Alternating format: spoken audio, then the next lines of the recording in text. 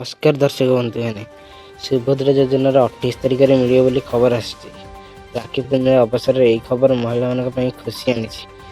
ଆଜି ଆମେ ଜାଣିବା କାହାକୁ ଟଙ୍କା ମିଳିବ। ଯେଉଁ ମହିଳାମାନେ ସୁଭଦ୍ରା ଯୋଜନାରେ ସଫଳତାର ସହିତ ଆବେଦନ କରିଛନ୍ତି ସେମାନଙ୍କ ନାମ ତାଲିକାରେ ଥାଇପାରେ, ତେବେ ଅଫିସିଆଲି ଲିଷ୍ଟ ଦେଖି ନିଜ ନାମ ନିଶ୍ଚିତ କରିବା ଜରୁରୀ। ଯେଉଁମାନେ ବ୍ୟାଙ୍କ ଖାତା ସଠିକ୍ ଭାବେ ଯୋଡ଼ା ହୋଇଛି ଏବଂ ତଥ୍ୟ ଠିକ୍ ଅଛି ସେମାନେ ପରବର୍ତ୍ତୀ କିସ୍ତି ପାଇବାରେ ଯୋଗ୍ୟ ହୋଇପାରନ୍ତି। ଆକାଉଣ୍ଟ ସ୍ଥିତି ଯାଞ୍ଚ କରନ୍ତୁ।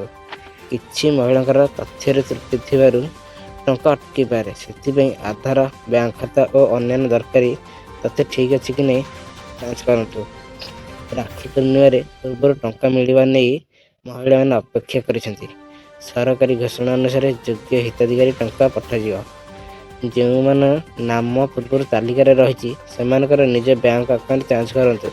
ଟଙ୍କା ଆସିଲେ SMS କିମ୍ବା ବ୍ୟାଙ୍କ ମାଧ୍ୟମରେ ସୂଚନା ମିଳିପାରେ। ସୁଭଦ୍ରା ଯୋଜନାରେ ମହିଳାମାନଙ୍କର ଆର୍ଥିକ ସହାୟତା ଦେବାର ଏକ ଗୁରୁତ୍ୱପୂର୍ଣ୍ଣ ଯୋଜନା। ଏହା ମାଧ୍ୟମରେ ଅନେକ ପରିବାର ଉପକୃତ ହେଉଛନ୍ତି। ତେଣୁ ନିଜ ଯୋଗ୍ୟତା ଓ ତଥ୍ୟ ସଠିକ୍ ରଖନ୍ତୁ। 28 ତାରିଖରେ ଟଙ୍କା ଆସିବ କି ନାହିଁ ତାହା ଅଫିସିଆଲି ଘୋଷଣା ଉପରେ ନିର୍ଭର କରିବ। ଗୁଜବ କିମ୍ବା ଭୁଲ ଖବରରେ ବିଶ୍ୱାସ ନ କରି ସୂଚନା ଦେଖନ୍ତୁ। ଲିଷ୍ଟରେ ନାମ ଥିଲେ ମଧ୍ୟ ବ୍ୟାଙ୍କ ଖାତା ସମସ୍ୟା ଥିଲେ ଟଙ୍କା ଅଟକିପାରେ। ସେଥିପାଇଁ ବ୍ୟାଙ୍କ ସହ ସମ୍ପର୍କ କରି ଖାତାର ସମସ୍ତ ତଥ୍ୟ ଠିକ୍ ଅଛି କି ନାହିଁ ଜାଣନ୍ତୁ। ଯେଉଁମାନେ ନାମ ତାଲିକାରେ ନାହିଁ ସେମାନେ ନିରାଶ ହୁଅନ୍ତୁ ନାହିଁ। ନିଜ ଆବେଦନର ସ୍ଥିତି ଯାଞ୍ଚ କରି ସମସ୍ୟା ଥିଲେ ତାହା ସଂଶୋଧନ କରନ୍ତୁ। ରାକ୍ଷୀ ପୂର୍ଣ୍ଣିମାରେ ଅବସରରେ ସୁଭଦ୍ରା ଯୋଜନା ଟଙ୍କା ମିଳିବ ଖବର ସମସ୍ତଙ୍କ ପାଇଁ ଚର୍ଚ୍ଚାର ବିଷୟ, କିନ୍ତୁ ନିଶ୍ଚିତ ଖବର ପାଇଁ ସରକାରୀ ସୂଚନାକୁ ଅପେକ୍ଷା କରନ୍ତୁ। ଆପଣଙ୍କର ନାମ ଲିଷ୍ଟରେ ଅଛି କି ନାହିଁ ସଠିକ୍ ପୋର୍ଟାଲ କିମ୍ବା ସରକାରୀ ସୂଚନା ମାଧ୍ୟମରେ ଯାଞ୍ଚ କରନ୍ତୁ।